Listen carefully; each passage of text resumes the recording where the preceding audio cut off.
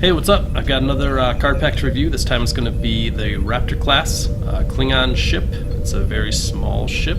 You probably remember the Samra, which hasn't seen a lot of play, so they did do some things to make this a more likely choice to run, but without further ado...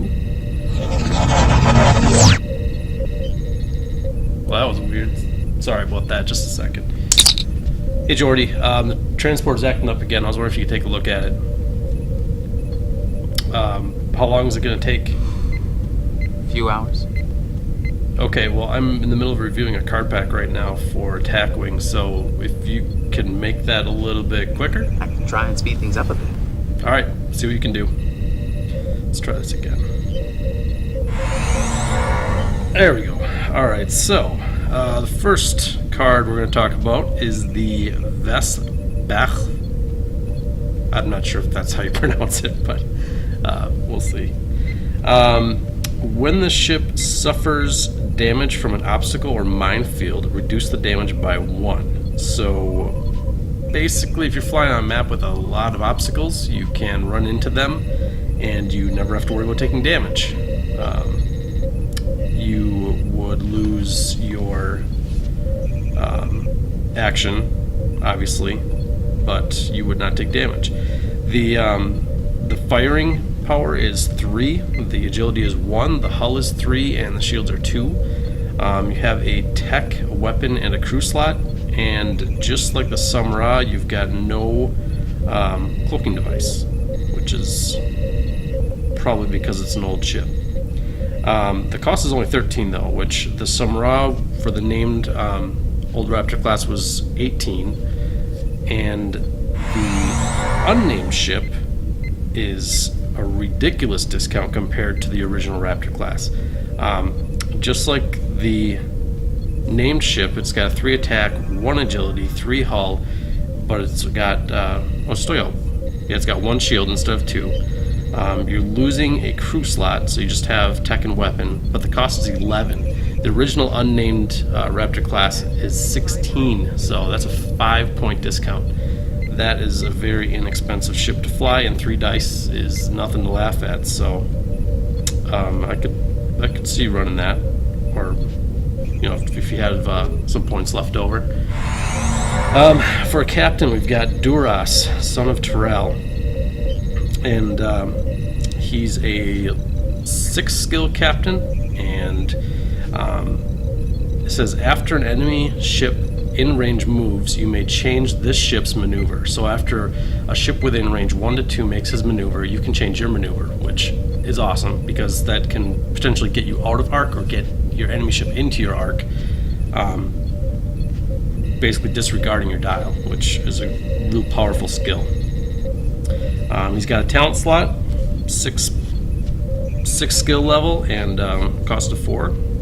That's a good captain. I could totally see running that. The other captain that comes in this pack is Klang.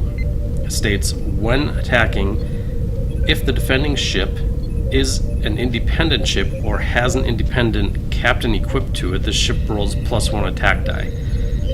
That's great that it's +1 attack die, but I don't see a lot of people running independent ships or captains, except maybe the car, maybe. I could see, I don't know, there's a few of them. Maybe some, if you're running against 8472, that would be maybe a time that you might use this, but it's very situational. It's only a skill level 2. This cost is 2. It comes with a talent, which is strange because I don't see a lot of low-level captain or low-costing captains coming with a talent slot, but that's something to consider. Crew is next crew guy is Kolos. It says if the captain equipped to the ship would be disabled or discarded, discard this card instead. That would assume that you'd have to know what your opponent was running and know that your captain would be in danger and care about your captain. I mean, if I'm running Klang, I'm probably not going to care so much about him getting disabled or killed, but I guess Kolos gets some points for being brave. I don't think I would run him. Cost of 3. Goroth is the next crew. He states, add 1 crew slot to this ship's upgrade bar. So he essentially doesn't take up a slot because he's a crew upgrade himself. And it says his range is 1 to 2. Action, discard this card and discard 1 crew upgrade to target an opposing ship. Disable the captain equipped to the target ship. Okay, this is a problem for me because you're spending an action and ejecting 2 crew to disable their captain, and they can spend an action to re-enable their captain. So you're essentially trading 2 crew into action for 1 action, which that doesn't make sense to me at all. He's inexpensive, so if you're trying to run a bunch of extra crew to re-roll attack die, or I think it's one of the captains let you re-roll based on, might be re-rolling your defense die, but it's based on the number of crew you have. That would be a time when you might want to just pile in some inexpensive crew. Other than that, I don't think it's that great. Crew upgrade, Tellarite Bounty Hunter. So this is the Tellarite that was hired by the Klingons and Enterprise to kidnap Archer. And if you look in the back, you can see Archer behind his little yellow force field there. And this states, when this card would be discarded, discard an evade token from beside the opposing ship. So at range 1 to 2, if you're going to use, say, Goroth and eject both Goroth and this guy, then you could also remove an evade token from an opposing ship. But again, that's a lot of slots to take up and points just to disable a captain. Now it's disable a captain and get rid of an evade token, but still, I don't know. I don't see it. Dispersive Armor states, when defending, disable this card.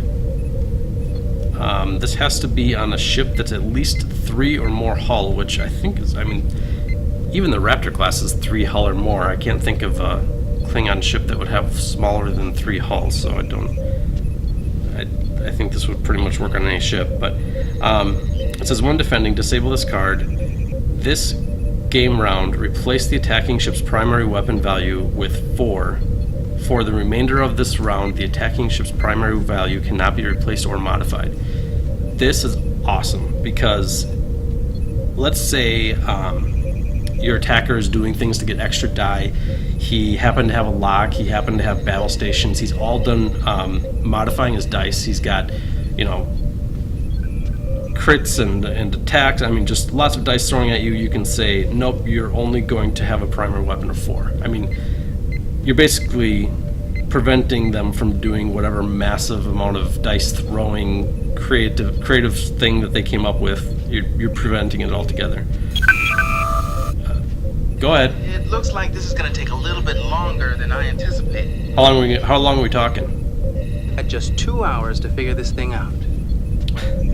Okay, well, do what you can. I'm almost done with this review, and then I have 2 more to do after this for card packs. So I'm definitely going to need the transporter. I'm using it to bring cards in. So Understood, sir. Jordy.